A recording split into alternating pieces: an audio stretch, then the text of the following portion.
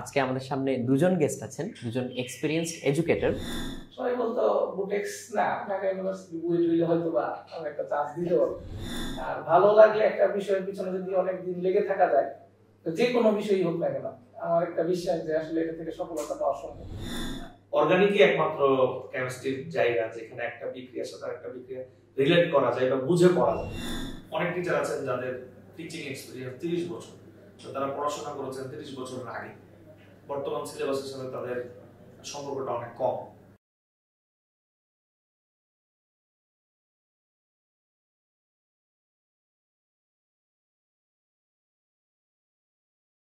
প্রিয় দর্শক, আসসালামু আলাইকুম। স্বাগত জানাচ্ছি গল্পগ্রাফির নতুন পর্বে। আজকে গল্পগ্রাফিটা অন্য বারের থেকে একটু ডিফারেন্ট। আজকে আমাদের সামনে দুজন গেস্ট আছেন, দুজন এক্সপেরিয়েন্সড এডুকেটর, নূর স্যার এবং মেহেদি স্যার। স্টুডেন্ট কমিউনিটিতে তারা খুবই পপুলার এবং অনেক সময় স্টুডেন্টরা দুজনকে একজন বলেও মনে করে থাকেন। তো এই গল্পটা ভাইয়াদের মুখ থেকেই শুনবো। ভাইয়া, আসসালামু আলাইকুম। আজকে আমাদেরকে সময়টা দেওয়ার জন্য অনেক ধন্যবাদ এবং আমরা রকমারির পক্ষ থেকে আপনাদেরকে অনেক ধন্যবাদ এবং কৃতজ্ঞতা জানাচ্ছি। এবং আজকে আমরা মূলত কথা বলবো এডুকেশন নিয়ে। ভাইয়াদের যে দীর্ঘদিনের এক্সপেরিয়েন্স স্টুডেন্টদের সাথে কাজ করা, এখান থেকে তাদের অবজারভেশনগুলো কি কি, তারা কিভাবে বিভিন্ন সমস্যাগুলোকে ফেস করছেন, সেগুলোকে সলভ করার চেষ্টা করছেন, স্টুডেন্টদেরকে হেল্প করছেন, এই বিষয়গুলো নিয়ে আমরা কথা বলবো। ধন্যবাদ রাতুল ভাইয়া আজকের এরকম একটি প্রোগ্রাম আয়োজন করার জন্য। প্রথমে আপনি প্রশ্ন করেছেন যে আমাদেরকে স্টুডেন্ট একই নামে জানে কিভাবে। বেসিক্যালি আমরা দুজনই একই ইউনিভার্সিটিতে পড়াশোনা করছি, বুটেক্সে, অর্থাৎ বাংলাদেশ ইউনিভার্সিটি অফ টেক্সটাইল। যখন ফার্মগেটে আমরা দুজন আলাদাভাবে শুরু করি, একটা সময় নূর স্যার ফার্মগেটে কনকর্ড টাওয়ারে পড়াতেন। তারপর এইটা উনি সম্ভবত 2011 সাল থেকে শুরু করেছেন। আমার সাথে আমার পরিচয় হয় 2015 সালে, আমি শুরু করি 2014 সালে। তো দুজনেই ডিফারেন্ট জায়গায়, বাট ফার্মগেটে পড়াতাম। একটা সময় এরকম হয় যে স্টুডেন্টরা এসে আমাকে ওনার নাম বলে এবং ওনাকেও আমার নাম বলে যে উনি অনেক ভালো পড়ায়, আমি অনেক ভালো পড়াই। ওই সময় এরকম ছিল যে 9-10 এ আমি দুইটা সাবজেক্ট পড়াতাম, ফিজিক্স এবং কেমিস্ট্রি, আর ইন্টারমিডিয়েটে শুধু কেমিস্ট্রি পড়াতাম। উনিও সেম 9-10 এ ফিজিক্স এবং কেমিস্ট্রি পড়াতেন এবং ইন্টারমিডিয়েটে ফিজিক্স পড়াতেন। পরে স্টুডেন্টদের ডিমান্ড ছিল এরকম যে না, আপনারা একসাথে পড়ান, আপনি কেমিস্ট্রি পড়ান, উনি ফিজিক্স পড়ান। পরে একত্রিত হয়ে যাওয়া, আস্তে আস্তে দেখা যায় যে দুইটা আলাদা অর্গানাইজেশন। আমার প্রতিষ্ঠানের নাম মেহেদি কেমিস্ট্রি একাডেমি, ওনার প্রতিষ্ঠানের নাম নূর ফিজিক্স, নূর স্যার ফিজিক্স। তো দেখা যায় যে তারপরেও আমাদের 95% স্টুডেন্ট কমন হয়ে যায়। তখন গার্জিয়ানরা দুজন টিচারকে আলাদাভাবে উচ্চারণ না করে এরকম বলতেন যে নূর মেহেদি স্যারের কাছে যাবো। তো অনেকে ভাবতেন যে মনে হয় একজন টিচারই দুইটা সাবজেক্ট পড়ায়। আসার পর যখন দেখে দুইটা অফিস, দুইটা ক্লাসরুম, তখন তারা নিজেরাও মানে আশ্চর্য হয় যে আসলে আমরা জানতাম একজন আর তারপরে হলো দুজন, অনেকটা এরকম। তো ভাইয়া তো বেশ অনেকদিন থেকে পড়াচ্ছেন, ভাইয়া 2011 সাল থেকে, ভাইয়া 2014 সাল থেকে। তো এই এডুকেশন সেক্টরটাতে আপনারা এলেন কিভাবে এবং এসে থেকে গেলেন, এই জার্নিটা নিয়ে আমরা জানতে চাচ্ছি। আসলে এডুকেশনে আসা বলতে পারেন আমার ব্লাডের সাথে রিলেটেড। আমার বাবা একজন স্কুল টিচার, টঙ্গীতে অলিম্পিয়া টেক্সটাইল সায়েন্স স্কুলের ধর্ম ইসলাম শিক্ষা ধর্মের শিক্ষক ছিলেন। আমার মা ছোটকাল থেকেই অপছন্দ করতো যে আমার সন্তানরা যাই হোক অন্তত টিচার হবে।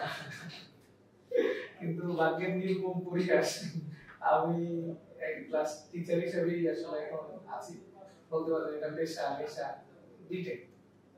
এবং শুরুটা হয়েছিল আমার ক্লাস 9 থেকে। আমি যখন ক্লাস 9 এ ভর্তি হয়েছি আমাদের এলাকার একটি স্কুলে, তখনই এলাকা যেহেতু অনেকটা রুরাল এলাকায় বলা যায়, যদিও টঙ্গী ঢাকার ঠিক পাশেই, তারপরেও মানে সব মিলিয়ে আসলে আমাদের এলাকাটা এডুকেশনালি এতটা অর্গানাইজ না। তখন শিক্ষকের সংকট। এখন মোটামুটি আমার যেহেতু একটু শিক্ষার প্রতি ছোটকাল থেকে একটু আগ্রহ বেশি, তখন থেকে আসলে আমার বিভিন্ন বিষয় নিয়ে আমি নিজে নিজে থেকে অ্যানালাইসিস করি। যেহেতু এলাকায় খুব বেশি ভালো টিচার নাই, তখন বিভিন্ন বই পড়তাম। তখন তো আর ইন্টারনেট এতটা অ্যাভেলেবল ছিল না, তখন নিজেরাই বিভিন্ন বই পড়তাম, লাইব্রেরি থাকতো। আমরা যেখানে তখন বিভিন্ন এলাকায় পাড়ায় পাড়ায় লাইব্রেরি বা পাঠাগার থাকতো, ওইখান থেকে বই টই নিয়ে এসে পড়তাম। এখন যখন 9-এ উঠি তখন এলাকার কিছু জুনিয়র ছোট ভাইরা বলে যে ভাই আপনি তো ভালো পারেন, আমাদেরকে ইংলিশটা পড়ান। তখন থেকে মূলত আসলে পড়ানো শুরু। যেহেতু বললাম প্রথমে যে ব্লাড রিলেটেড, সেহেতু এটার প্রতি আলাদা ঝোঁক তৈরি হয়ে যায়। সেখান থেকে আস্তে আস্তে আগ্রহ এবং আগানো, এবং এলাকায় যতদিন আমি ছিলাম ইংলিশটাই পড়াতাম। পরবর্তীতে যখন বুটেক্সে অ্যাডমিশন হলাম, অ্যাডমিশন হওয়ার পরে ছোটকাল থেকে জানতাম যে ফার্মগেট হচ্ছে পুরো কোচিং এর স্বর্গ, পড়ানোর স্বর্গ। তখন থেকে একটা আগ্রহ ছিল ফার্মগেটের প্রতি, যেহেতু ফার্মগেটের পাশেই আমাদের তেজগাঁতে টেক্সটাইল ইউনিভার্সিটি, সেখান থেকে ফার্মগেটে বিভিন্ন চেষ্টা করে মোটামুটি একটা ছোট্ট কোচিং যুক্ত হয়েছি। তখনও মানে যখন আমি বুটেক্সে ভর্তি হয়েছি, তখনও বুটেক্সের মানে ওইরকম ভাবে নাম ডাক ছিল না। নাম ডাক ছিল না বলতে ইঞ্জিনিয়ারিং ইউনিভার্সিটি হিসেবে ভালো, কিন্তু তখন মূলত আসলে ফার্মগেটের পুরো এই সেক্টরটাই বুয়েট এবং ঢাকা ইউনিভার্সিটির স্টুডেন্টরা দখল করে তখন থাকে। তখন পর থেকেই মানে আমরা যখন বুটেক্স থেকে যুক্ত হলাম, ফার্মগেটে আসলাম, আসার পরে অনেক কোচিং এ চেষ্টা করেছি, কিন্তু ওইভাবে কেউ আগ্রহ পোষণ করতো না। সবাই বলতো বুটেক্স না, ঢাকা ইউনিভার্সিটি বুয়েট হইলে হয়তো বা আমরা একটা চান্স দিতে পারবো। কিন্তু আমার একটা মনের মধ্যে বিশ্বাস ছিল যে না, আমি কিছু করতে পারবো, যেহেতু আমার এটা ভালো লাগে। আর ভালো লাগলে একটা বিষয়ের পিছনে যদি অনেক দিন লেগে থাকা যায়, তো যে কোনো বিষয়ই হোক না কেন, আমার একটা বিশ্বাস যে আসলে এটা থেকে সফলতা পাওয়া সম্ভব। পরবর্তীতে ফার্মগেটে একটা কোচিং ছিল, নাম ছিল কনফার্ম কোচিং। সেখানে আমি কোনো একটা ওয়েতে যুক্ত হয়েছি। যুক্ত হওয়ার পর থেকেই আসলে আর পিছনে তাকাতে হয়নি। আল্লাহর রহমতে বর্তমানে আমাদের পার্সোনাল একাডেমিতে প্রায় 12-14 স্টুডেন্ট সবসময় থাকে, এবং পুরো ফার্মগেটে একটা কথা প্রচলিত আছে, এমন কোনো বাসা নাই যেখানে নূর আলমের স্টুডেন্ট নেই। আসলে বিষয়টা যতটা না বাণিজ্যিক, ততটা থেকে বেশি ভালো লাগা কাজ করে। একদম ছোট থেকে যখন দেখতাম যে আসলে আমি যে জিনিসটা অনেক কষ্ট করে বুঝেছি, সেই জিনিসটাই যখন আমি আরেকটা স্টুডেন্টকে, আমার কোনো জুনিয়রকে, আমার কোনো ছোট ভাই বোনকে শিখাতে পারছি, তার চোখের ভিতর যে একটা আলোর ঝলকানি দেখতে পেতাম, সেটা আমার তখন থেকেই ভালো লাগতো।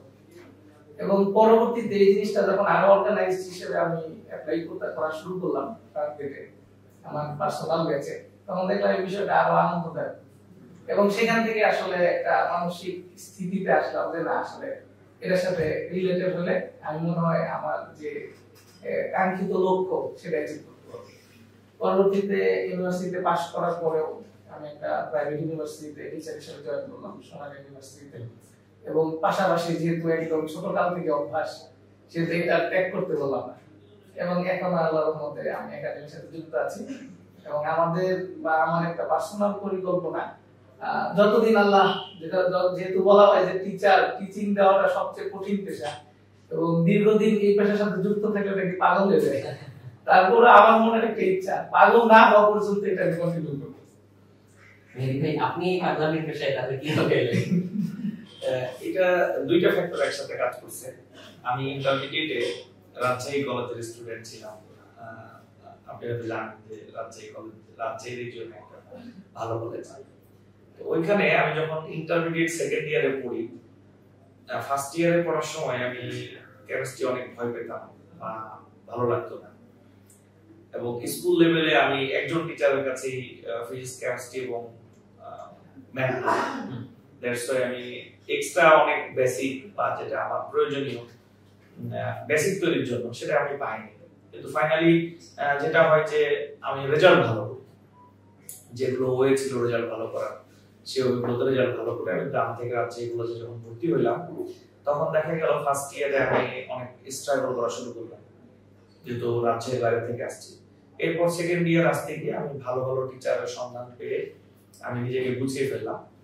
এবং আমি সেকেন্ড ইয়ার, আমরা যখন ইন্টারমিডিয়েট করতাম তখন ফার্স্ট ইয়ারে ছিল শুধু ইনঅর্গানিক, আর সেকেন্ড ইয়ারে ছিল শুধু অর্গানিক, দুই একটা চ্যাপ্টার বাদে। সেকেন্ড ইয়ার শুরু করার আগে আমি আরো ভয় পেয়ে যাই সিনিয়রদের কথা শুনে যে অর্গানিক আসতেছে, এটা খুব কঠিন একটা ব্যাপার। এবং আমি খুব মানসিকভাবে মানে চিন্তিত হয়ে যাই যে কিভাবে, আমি তো ফার্স্ট ইয়ারে ইনঅর্গানিকই বুঝি না, আমি অর্গানিক বুঝবো কিভাবে। পরে আমি এক ভালো একজন টিচারের কাছে পড়তে যাই, রাজশাহী জুয়েল ভাই।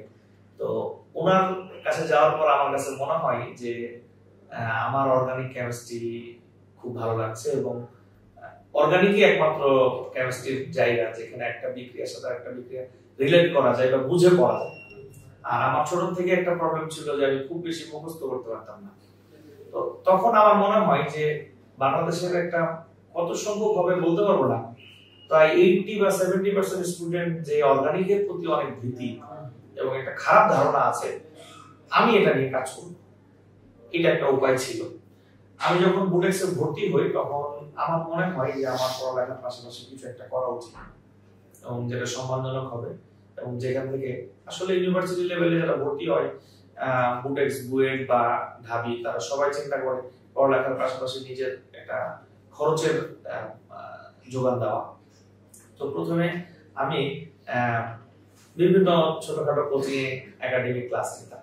নেওয়ার পর একদিন বিজ্ঞান কলেজের, ফার্মগেটের বিজ্ঞান কলেজের 5-6 জন স্টুডেন্ট আমাকে কোনোভাবে শুনে রিকোয়েস্ট করে যে আমি যাতে তাদের পড়াই, ফার্মগেটে আমি তাদের কোনো একটা রুম নিয়ে পড়াই। তো তাদের ছেলেগুলো খুব মানে প্রয়োজন অনুভব করছিল, হয়তো কেউ তাদেরকে বলেছে যে না আমি কোচিং এ এই টিচারের ক্লাস করেছি, তুমি চাইলে সাথে যোগাযোগ করতে পারো, কেমিস্ট্রি নিয়ে ওদের প্রবলেম। তা আমি একটা 2 ঘন্টার জন্য সপ্তাহে 3 দিনের একটা রুম ভাড়া নেই ফার্মগেটে। পড়ার পর আমি 6 জন স্টুডেন্ট পড়াই। 3-4 মাস পড়ার পর এই 6 জন স্টুডেন্ট প্রায় 40 জন স্টুডেন্টের রুম নেয়। তো দেখা যায় ওই 6 জনকে আমি শুরু থেকে পড়াতাম, আর বাকি 40 জন হলো ঠিক এইচএসসি পরীক্ষা 3-4 মাস আগে। এই 6 জনের মধ্যে 3 জন ভালো জায়গায় চান্স পায়, একজন বুয়েটে, এবং যাদের আমি কেমিস্ট্রি পড়াতাম বাট তারা আমাকে টোটাল মেন্টর মনে করতো।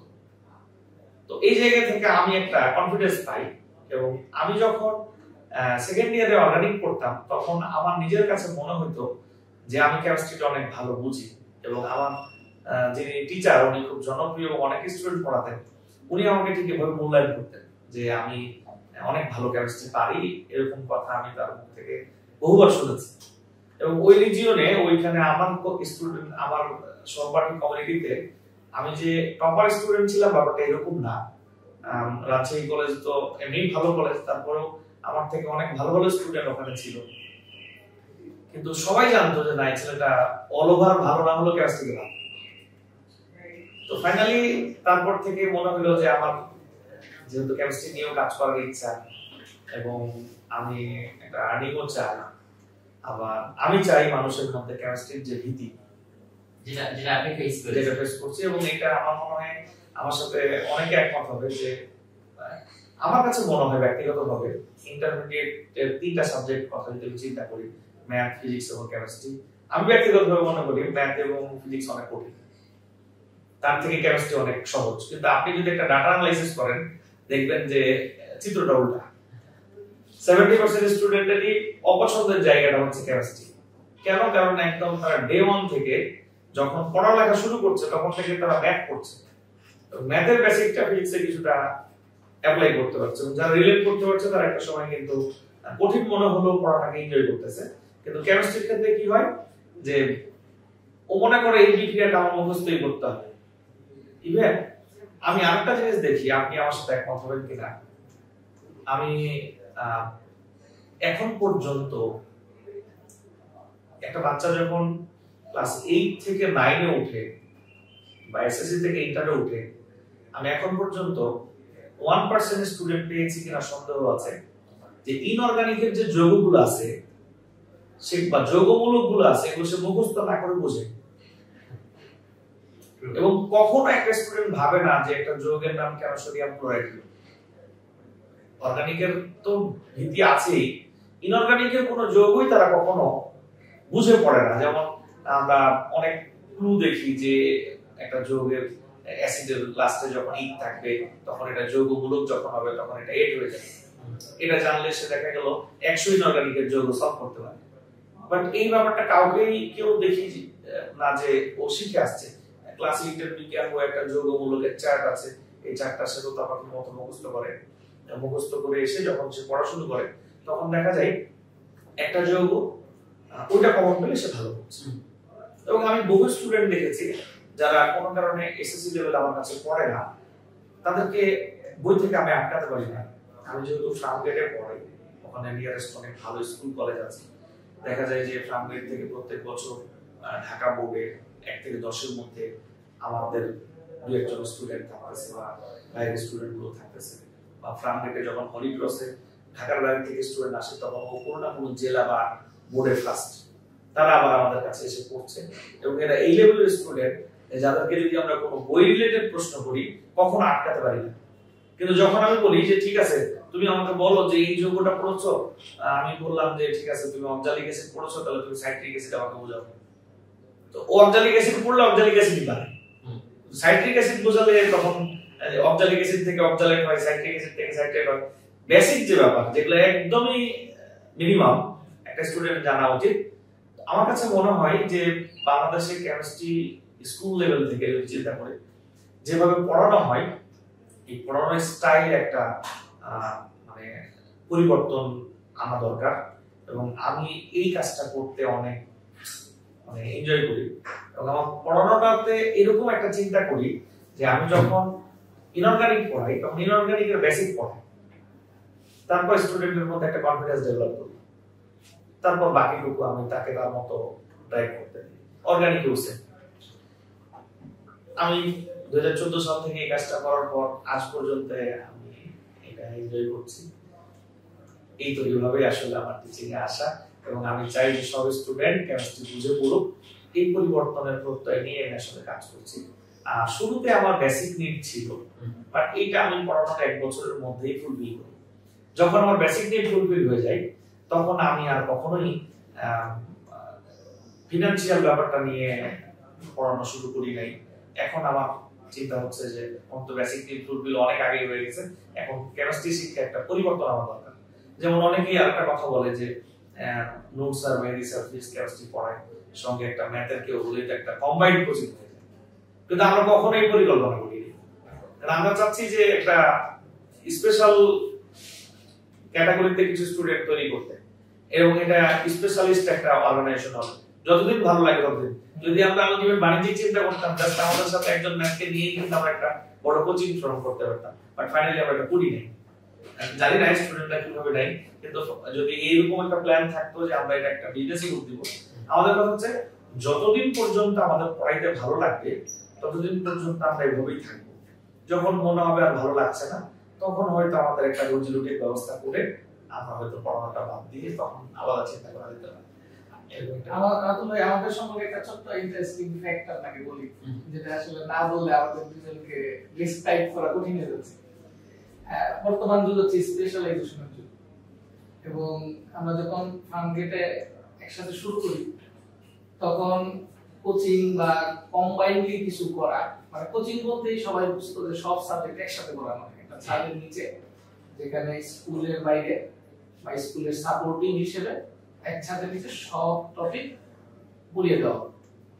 কিন্তু আমরা দুজন অনুধাবন করলাম যে আসলে এক ছাদের নিচে এক সময়ের মধ্যে সবগুলো সাবজেক্ট অল্প অল্প করে পড়িয়ে দেওয়ার ভিতরে আসলে বাচ্চাদের যে বেসিক নিডটা আছে বা যে জায়গাটা আছে যে আমরা চাচ্ছি যে আসলে স্কুলের বাইরে কেন কোচিং করছে বাচ্চা, কারণ হচ্ছে কিছু শিখতে যাচ্ছে, স্পেশাল কিছু পেতে যাচ্ছে বা একটু ব্রডলি শিখতে যাচ্ছে, যেটা আসলে মনে হয় সম্ভব হচ্ছে না বা স্ট্রাগল করতেছে বাচ্চারা। এটা কেন মনে হয় যে আপনাদের এক্সপেরিয়েন্স যদি দুজনেই শেয়ার করেন, যে বাচ্চা স্কুল কলেজে পড়াশোনা নিয়ে কেন স্ট্রাগল করছে, কেন তাদের হচ্ছে এরপরে বাড়তি হেল্প লাগে? আচ্ছা, এটা বলতেছি এখানে ছোট্ট কথা শেষ করে দিই। তখন আমরা চিন্তা করলাম যে আসলে যেমন দেখেন একটা কোচিং এর মধ্যে 2 ঘন্টার মধ্যে 5টা সাবজেক্ট পড়ানো হচ্ছে, দ্যাটস লাইক স্কুলের মধ্যে। তখন আমরা চিন্তা করলাম যে আসলে 2 ঘন্টার মধ্যে 5টা সাবজেক্ট না করে 2 ঘন্টা যদি আমি একটা সাবজেক্ট নিয়ে অ্যানালাইসিস করি তখন হয়তো বিষয়টা আরেকটু অ্যাকুরেট হবে এবং বাচ্চাদের বুঝতে বেশি সুবিধা হবে। আমরাই ফার্স্ট ফার্মেটের মধ্যে দুইজন আসলে শুধু ফিজিক্স নিয়ে একটা অর্গানাইজেশন, শুধু কেমিস্ট্রি নিয়ে একটা অর্গানাইজেশন করা সম্ভব হয়, এটা আমরা ইন্ট্রোডিউস করি। এবং এরপর থেকে আসলে পুরো এলাকাটার মধ্যে আমরা বলতে পারি একটা গ্রাজুয়াল একটা বিপ্লব ঘটে।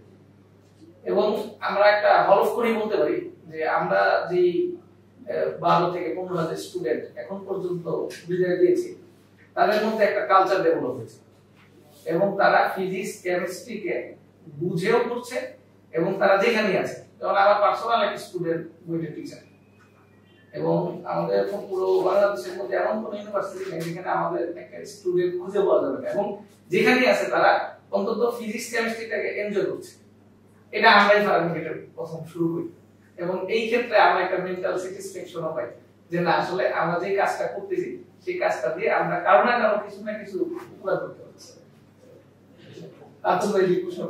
এখানে আমি আরেকটা বিষয় অ্যাড করে আপনার প্রশ্ন ছেড়ে দিই।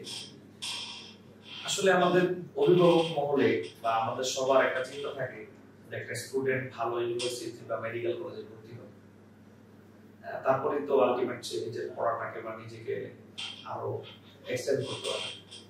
তো দেখা যায় যে মেডিকেল প্রিপারেশন নিতে হলে ফিজিক্স কেমিস্ট্রির বাইরে আরেকটা সাবজেক্ট লাগে বায়োলজি, এবং বইয়ের ক্ষেত্রেও দেখা যায় এই দুটার বাইরে আরেকটা সাবজেক্ট লাগে ম্যাথ। তো একটা বড় সাপোর্ট তারা কিন্তু পেয়ে যায়। আর কম্বাইনলি যখন পড়তে যাই তখন অ্যানালাইসিস পাওয়া যায়। আমরা বিলিভ করি যে একজন টিচারের একটা স্টুডেন্টকে নিয়ে 3টা কাজ করা উচিত, তার বেসিক নিয়ে, তার গাইডলাইন নিয়ে, আর আরেকটা হচ্ছে তার কাছ থেকে পড়াটা আদায় করা টেকনিক্যাল ইনফ্লুয়েন্সের মাধ্যমে। তো এই 3টা জিনিস একসাথে আমরা যেটা দিতে পারি, মানে বেসিক তো বিভিন্ন ভাবে ক্লিয়ার করা যায়, এখন বেসিক নিয়ে সবাই কাজ করছে। গাইডলাইন, তুমি কি পড়বা, কেন পড়বা, কিভাবে পড়বা, এটা আমাদের একজন টিচার এটা নিয়ে কাজ করছেন এবং এটা স্টুডেন্টদের মাঝে ডে বাই ডে ছড়িয়ে দিচ্ছেন। এটা তাদেরকে অনেক সাপোর্ট দেয়। ইভেন আপনি নিজে একমত হবেন কিনা যায় না, ইন্টারমিডিয়েট লেভেলে অনেক স্টুডেন্ট চিন্তা করেন অনেক ভালো পড়াশোনা করতে চায়, কিন্তু কি পড়বো এবং কিভাবে পড়বো এটা বুঝতে পারে না। বইগুলো যেহেতু ইন্টারমিডিয়েট লেভেলে বোর্ড বইগুলো বাণিজ্যিক বোর্ড বই, একটার সাথে একটা কিন্তু অনেক কম্পিটিশন আছে, বলে একটা স্টুডেন্টকে যদি আপনি বলেন তুমি সবকিছুই অনেক ডিটেইল পড়ো, এটা সেটা হয়তো তার জন্য ফিজিবল হবে না। এটা হয় না আসলে। ধরেন একদম সুপার ট্যালেন্ট 2-4টা বা আমাদের 5% বা 1% বা 2% স্টুডেন্ট বাদে একটা মেজর পোরশন কিন্তু আসলে এটা পারবে না। কেমিস্ট্রির প্রায় অফিসিয়াল আনঅফিসিয়াল 17টা বই এবং বোর্ড বইয়ের তথ্যগুলো এত বেশি, তো তখন আমরা তাদেরকে একটা প্রপার গাইডলাইন দিতে পারি যার কারণে তারা একটা মানসিক সাপোর্ট পায় এবং তারা তাদের চান্স পাওয়া কনফিউজ না হয়। আমাদের ফার্স্ট ক্লাস থেকে বেসিক ক্লিয়ার করে দেওয়া, সেকেন্ড ক্লাস থেকে তাকে একটা গাইডলাইন দিয়ে দেওয়া, যে গাইডলাইনটার উপর ভিত্তি করে সে যাতে তার টার্গেটেড লক্ষ্য চান্স পাওয়া সেই জায়গায় যেতে পারে। আর আমরা খুব ভালোভাবে তাদের কাছ থেকে পড়াটা আদায় করি, এর উপর আমাদের একটা আলাদা সুনাম আছে। যত ধরনের প্রযুক্তি প্লাস হচ্ছে ফিজিক্যাল টিম দিয়ে আমরা এই পড়াগুলোকে আদায় করি। রাতুল ভাই যে মানে গুরুত্বপূর্ণ একটা প্রশ্ন, স্কুল কলেজের একটা স্টুডেন্ট যখন পড়ে তখন শুধু স্কুল কলেজ দিয়ে হচ্ছে না কেন? আমি প্রথমে একটা কথা বিনয়ের সাথে বলতে চাই, একটা কোচিং কখনোই মানে স্কুলের বিকল্প না। স্কুল যা দেয় এটা কোচিং কখনোই দিতে পারবে না। আমরা বিলিভ করি কি একটা বাচ্চাকে তার বাবা মা পড়ায় ছোট ক্লাস থেকে, ধরেন 5, 6, 7, সর্বোচ্চ একটা গার্জিয়ান তার সাবজেক্ট ওয়াইজ পড়াগুলোকে গুছিয়ে দিতে পারে বা পড়াতে পারে ক্লাস 8 পর্যন্ত। যখন থেকে সে মাধ্যমিকে চলে আসলো তখন একজন গার্জিয়ানের পক্ষে তার সবগুলো সাবজেক্টের পড়াশোনা খোঁজ খবর রাখা, পড়া বোঝানো, পড়া রেডি করে দেওয়া এটা কখনোই সম্ভব না। হয়তো একজন টিচার সর্বোচ্চ একটা সাবজেক্ট বুঝতে পারে, ম্যাথস বুঝে বা ফিজিক্স বুঝেন বা কেমিস্ট্রি বুঝেন, বাট অল ওভার হবে না। আমরা মনে করি যে আমাদের কাছে যে স্টুডেন্ট গুলো আসে, গার্জিয়ানের বিকল্প দ্বিতীয় গার্জিয়ান, তারা এখন কেমিস্ট্রি বোঝাতে পারেন না, ফিজিক্স বোঝাতে পারেন না, তাই তারা তাদের প্রতিনিধি হিসেবে আমাদেরকে বেছে নেন। আমরা ব্যাপারটাকে এইভাবে বিলিভ করি। এবং কেন স্কুলে বা কলেজে এটা কাভার হচ্ছে না, তার উত্তরটা এরকম যে 3-4টা ফ্যাক্টর আমার কাছে মনে হয় খুব বড় ব্যাপার। এই প্রবলেমটা স্কুল লেভেলে আছে, কলেজ লেভেলে নাই।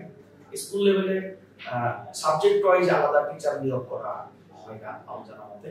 দেখা গেল একজন টিচার, উনি সায়েন্সের টিচার, উনি কেমিস্ট্রি ব্যাকগ্রাউন্ডে কেমিস্ট্রি পড়াচ্ছেন, কিন্তু ওনাকে ম্যাথও পড়াতে দেওয়া হচ্ছে। তো স্বাভাবিকভাবে উনি তো কেমিস্ট্রি ভালো করেন, ম্যাথের যে ক্লাসটা হচ্ছে উনি তো ওইটা নিয়ে এত চিন্তা করেন না বা পারেন না। আবার অনেক টিচার আছেন যাদের টিচিং এক্সপেরিয়েন্স 30 বছর, তো তারা পড়াশোনা করেছেন 30 বছরের আগে, বর্তমান সিলেবাসের সাথে তাদের সম্পর্কটা অনেক কম। এই প্রবলেমটা কিন্তু স্কুল লেভেলে হয় যে সাবজেক্ট ওয়াইজ টিচার, উনি যে সাবজেক্ট থেকে পড়াশোনা করেছেন, উনি যেটা প্র্যাকটিস করেন ওটা বাদ দিয়ে তাকে আরো অনেক কাজ করতে হচ্ছে। আর কলেজ লেভেলে যেটা হয়, কলেজে ক্লাসের ডেনসিটি মানে স্টুডেন্ট সংখ্যা অনেক বেশি থাকে। স্কুলে যেমন ধরেন 50-60 জন করে স্টুডেন্ট থাকে পার ক্লাস, যেটা একজন টিচারের পক্ষে ভালোভাবে পড়ানো হয়তো সম্ভব হয় যদি তার অনেক ডিফিকাল্ট হয়, তারপরে হয়তো হয়।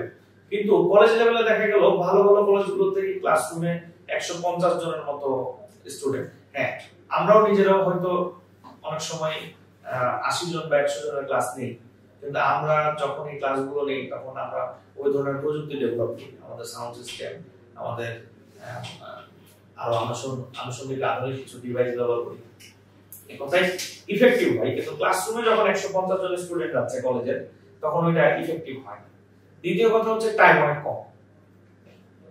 এবং তৃতীয় যে ফ্যাক্টর সেটা হচ্ছে যে অনেক সময় স্টুডেন্টদের সাথে টিচার যে কমিউনিকেশন, সেই কমিউনিকেশন অনেক গ্যাপ থাকে। স্টুডেন্টরা পার্সোনালি টিচারকে কলেজে রিচ করতে পারেন না। তারপর টিচারের দেখা গেল যদি অনেক প্রবীণ টিচার হন, তাহলে টিচার এবং স্টুডেন্টদের মধ্যে একটা জেনারেশন গ্যাপ থাকতেছে। এগুলো অনেক বড় একটা ফ্যাক্টর হয়ে দাঁড়ায় আমার কাছে মনে হয়। আর বোর্ড বই নিয়ে একটা কথা বলতে চাই যে বোর্ড বইয়ের যারা রাইটার, আমার জানা মতে তাদের একটা মেজর পোরশন হচ্ছে স্টুডেন্টদের সাথে কানেক্টেড না। তো এবং দেখা যায় বাংলাদেশের পপুলার রাইটার যারা, তারা অনেক প্রবীণ। বর্তমান সময়ে জেনারেশনের কারণে উদাহরণগুলা এবং ভাষাগত অনেক পরিবর্তন আসছে। একটা রাইটার যখন বোর্ড বইটা ডেলিভারি করছেন, তখন এই জেনারেশনের সাথে যখন তার কমিউনিকেশন থাকছে না, তখন স্টুডেন্টদের ওই বইটা পড়ে সহজে বুঝতে অনেক অসুবিধা হচ্ছে। প্লাস হচ্ছে আরেকটা বিষয়, সৃজনশীল শিক্ষা ব্যবস্থা যখন হয়েছে, তখন একটা বই পড়ে প্রপারলি সেইখান থেকে নলেজ অ্যাচিভ করে সে একা একা সৃজনশীলটা ডেভেলপ করা এবং উচ্চতর দক্ষতা ডেভেলপ করা, এটা আসলে ডিফিকাল্ট হয়ে যায় একটা স্টুডেন্টের জন্য। আমার কাছে মনে হয় সম্মিলিতভাবে এই কয়েকটা ফ্যাক্টরের কারণেই তাদের কলেজের বাইরে বা স্কুলের বাইরে আমাদের মতো যারা পড়ান তাদের সাপোর্টের প্রয়োজন। হ্যাঁ, আমি স্যারের সাথে আপনি একটা কথা অ্যাড করি। স্যার যা বলেছে আমি প্রায় একমত। এর সাথে যেমন স্কুলের ক্ষেত্রে কি হচ্ছে, আমাদের পুরো বছরটা 365 দিনের হলেও আমরা মনে হয় না স্কুলে 112-15 দিনের বেশি ওয়ার্কিং ডে পাচ্ছি। তাহলে আমাদের সিলেবাসটা ডিজাইন করা কিন্তু 1 বছরের জন্য, কিন্তু ওয়ার্কিং ডে পাচ্ছি আমরা 110-15 দিন। কখনোই 365 দিনের পড়া 110-15 দিনে কভার করা হয় না, যার সম্ভাবনা। এই একটা ফ্যাক্টর। 2 নাম্বার ফ্যাক্টর হচ্ছে স্কুলের যে এক্সট্রা কারিকুলার অ্যাক্টিভিটি গুলি, তার সাথে পড়ালেখার কোনো সমন্বয় নেই। আমরা প্র্যাকটিক্যাল যে শিক্ষার কথা বলে থাকি, সেই প্র্যাকটিক্যালের সাথে ক্লাসের পড়ার মিল নেই। আমি একটা টপিক পড়াচ্ছি, স্লাইড ক্যালিপার্স, সেটা প্র্যাকটিক্যাল করতেছি আমরা 2 বছর পরে।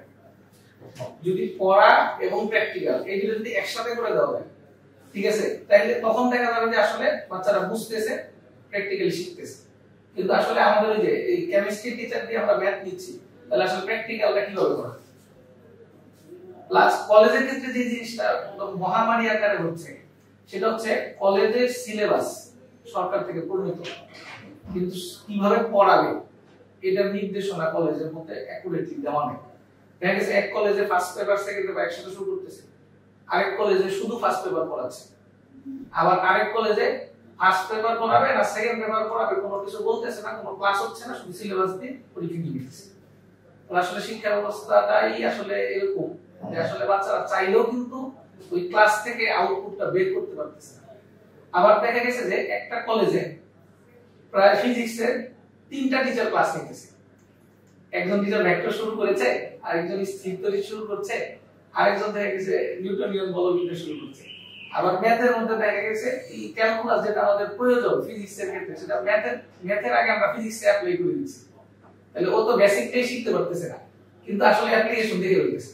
তার মানে হচ্ছে কলেজগুলোতে সিকোয়েন্সটা এক একজন এক এক ভাবে মেইনটেইন করে, তার জন্য স্টুডেন্ট হচ্ছে এবং মানে কোনো সিস্টেমের মধ্যে নেই যে আমি ফিজিক্সে একটা চ্যাপ্টার শুরু করলাম, শেষ করার পরে যেমন ভেক্টর যদি আমি শেষ না করি, আমি নিউটনিয়ান বলবিদ্যায় দিয়ে কিভাবে অ্যাপ্লিকেশন দেব? হ্যাঁ, ভেক্টর তো প্রথম ক্লাসে ডট গুণ ক্রস গুণ হইলো, কিন্তু আমরা তো পরের ক্লাসে নিউটনিয়ান বলবিদ্যায় লোক দিয়ে অ্যাপ্লিকেশন করছি। এটা আমি কিভাবে করব? আবার দেখা গেল ক্যালকুলাস তো আমি কিছুই জানি না, কিন্তু ভেক্টর ক্যালকুলাস দিয়েছি। এইজন্য আসলে আমরা মানে আমাদের সিলেবাস নিয়ে আমার কোনো প্রশ্ন নেই, আমি এত বড় শিক্ষাবিদ না যে আমি এটা নিয়ে কোশ্চেন করব, কিন্তু মানে সিলেবাসটা যথেষ্ট অর্গানাইজ আমার কাছে মনে হয়। বিশেষ করে 9 10 সিলেবাস যখন ইকুয়াল যখন নতুন করে বইটা রিরাইট করব, তখন সিলেবাসটা আমার কাছে যথেষ্ট মনে হয়েছে। কিন্তু এই সিলেবাসটা পড়ানোর মতো দক্ষ জনবল জনশক্তি ডেভেলপ করা হয়। এবং সৃজনশীল আপনি একটা বিষয়ে তাহলে জেনে মানে অ্যাস্ট্রোনাইজ হবে যে সৃজনশীল প্রশ্ন কিন্তু কোন স্কুলে যে প্রশ্ন ডেভেলপ করবে ওরকম কোনো টিম নাই। আমরা একটা সৃজনশীল প্রশ্ন ডেভেলপ করার জন্য যদিও আমরা সৃজনশীল মাস্টার ট্রেনার না, ট্রেনিং প্রাপ্ত হচ্ছি না, তারপরেও কিন্তু এটা নিয়ে আমরা চিন্তা করতেছি। কিন্তু স্কুল কলেজে কি হচ্ছে, প্রশ্ন কিনে নিয়ে এসে ওই প্রশ্নের উপর পরীক্ষা দিতেছে। টিচার কি পড়াচ্ছে তার মূল্যায়নটা আরেকজন টিচার কিভাবে বা করবে, এটা আউটপুট আমরা কিভাবে করব, এই সার্বিকভাবে আমার মনে হচ্ছে একটা অজগর সিস্টেম হচ্ছে। এই জন্য এখানে হচ্ছে আরো বেশ কিছু ফ্যাক্টর হয়তো কাজ করছে, যেমন মাঝখানে কোভিড এর কারণে অনেকের পড়াশোনায় হচ্ছে বড় রকমের একটা ছেদ পড়ে যায়। তো এই ব্যাপারটাকে আপনারা কিভাবে এক্সপেরিয়েন্স করছেন? যেমন কোভিড এর আগে হচ্ছে আপনারা যখন স্টুডেন্টদের হাতে পেতেন তখন তাদের অবস্থা কিরকম ছিল, আর এখন যাদেরকে পাচ্ছেন কোনো পরিবর্তন কি আপনারা লক্ষ্য করছেন?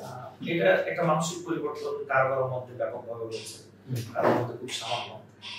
আর স্টুডেন্টদের অনেকের এরকম একটা টেন্ডেন্সি হয়ে গেছে যে আগে যেমন কষ্ট করে পড়তে যাওয়া, কোভিড এর পরে আমি স্কুলগুলো তেও দেখেছি খোঁজ নিয়ে যে আগের থেকে অ্যাটেন্ডেন্স কমে গেছে, এবং আগে যে কষ্ট করে দূরে গিয়ে কোচিং এ গিয়ে বা স্কুলে গিয়ে পড়া এই টেন্ডেন্সিটা কিন্তু ও ভাবতেছে আচ্ছা স্কুলের ক্লাস তো আমি এখন অনলাইনে আজকে যা পড়াইতে এটা আমি তো অনলাইনে একটা ইউটিউব চ্যানেল দেখে বা কোনো গ্রুপের সাথে যুক্ত হয়ে আমি তো এটা করে ফেলবো। এই ব্যাপারটা অনেক সময় ফিজিক্যাল ক্লাসরুমে এবং অনেক স্কুলে আমি দেখেছি যে এখন অ্যাটেন্ডেন্সের পরিমাণ 30-40% মানে অ্যাবসেন্ট বা 50% অ্যাটেন্ডেন্স 60% অ্যাটেন্ডেন্স এরকম একটা ব্যাপার দেখা গেছে। আর একটা ব্যাপার হচ্ছে কষ্ট করার টেন্ডেন্সিটা কমে গেছে। কেন কমে গেছে? সিলেবাস শর্ট করে দেওয়া হচ্ছে লাস্ট 2 বছর থেকে।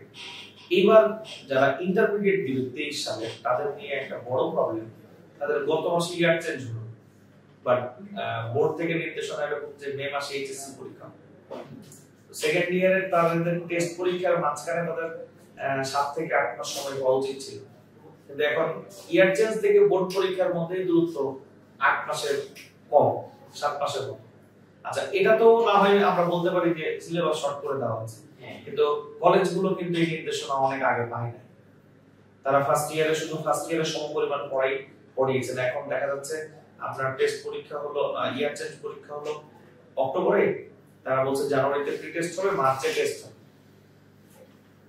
বোর্ড যা বলেছে তা যদি ঠিক থাকে তাহলে মে মাসে এইচএসসি হবে বা জুনে হবে।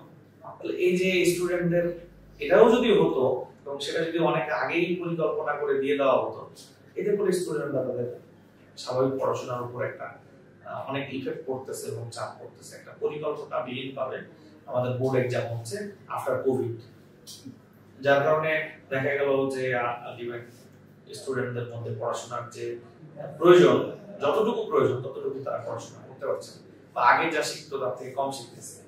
আর এমনিতে কোভিডের মধ্যে রেগুলার ক্লাসে সেট করা, পড়াশোনা করার যে টেন্ডেন্সি বা পরিশ্রম করার যে টেন্ডেন্সি সেটা আপনি বলে যে কমে গিয়েছে। এটা মাঝখানে অনেক কমে গিয়েছিল আমার মনে হয়। লাস্ট 1 ইয়ার যখন আবার অফলাইন অ্যাক্টিভিটি শুরু হলো তখন এটা আগের থেকে একটু হলো ডেভেলপ হচ্ছে, বাট ফাইনালি এর ইফেক্ট পুরোপুরি এখনো গিয়েছে বলে আমার মনে হয় না।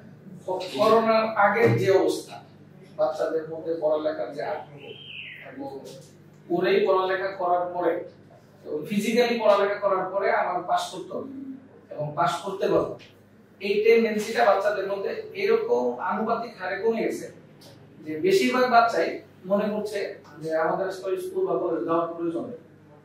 এবং আপনি জানেন রাতুল ভাই যে আসলে বিভিন্ন কলেজ, বিশেষ করে সরকারি যে কলেজগুলো আছে ওদের অ্যাটেন্ডেন্সটা কিন্তু আসলে ম্যান্ডেটরি না। ফলশ্রুতিতে বাচ্চারা কলেজ যাচ্ছি না, এমন একটা অবস্থা। আমাদের ফার্মগেটে যে আমরা বিজ্ঞান কলেজ দেখলাম, ওইখানে আমার মনে হয় না ক্লাসে 10% অ্যাটেন্ডেন্স থাকে। এবং একটা ছোট্ট কথা আজকে বলে দেই, আমি ছোট থেকে রাতুল ভাইকে দেখে আসলে ভিডিও দেখে আসলে কার কথাগুলো শুনে বড় হয়েছি, এবং আপনার সাথে আমরা আজকে এই স্ক্রিন শেয়ার করতে পেরে আমাদের নিজেদের কাছে অনেক ভালো লাগতেছে। আমারও অনেক ভালো লাগবে। আপনার জন্য অনেক দোয়া থাকবে এবং আমাদের জন্য দোয়া করবেন, যাতে আসলে আপনার মতো এবং আপনাকে যারা ফলো করে, ঠিক আছে, প্রত্যেকের সাথে যাতে আমরা যুক্ত থাকতে। ধন্যবাদ সবাইকে। আমিও সবার কাছে দোয়া চাই আর সবার প্রতি শুভকামনা রেখে আমি শেষ করছি।